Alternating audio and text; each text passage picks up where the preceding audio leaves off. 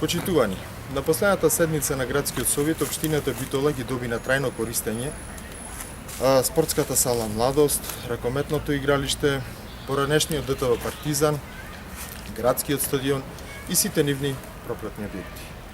На овој начин, конечно, централната власт и врати на локалната самоуправа вреден имот, кој директно или индиректно во целост е изграден со средствата на Битолчани.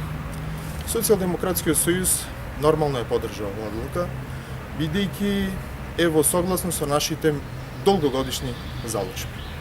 Воедно сметаме дека истата е благовремена и колку чудно да звучи, формулирана на вистински начин.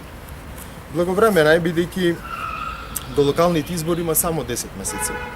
По оваа локална власт на заменување едноставно ќе нема доволно време и посечените објекти да ги доведи во слична или иста ситуација, како на пример офицерскиот дом и овој негов придружен објект кој што се наоѓа зад мене. Да се подсетиме, и двата објекти беа предадени на сличен начин на општина Битола пред само 2 години. Граѓаните сами може да се уверат во каква состојба истите се сега. Вака не би смеело да изгледа ни обично ѓубриште, а не пак некогаш вреден и репрезентативен општински објект во центарот на градот.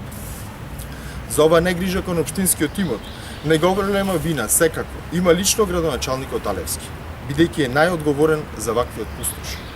Воедно одлуката е формулирана на вистински начин, бидејќи на општината не и се предаваат објектите во сопственост, туку на трајно користење.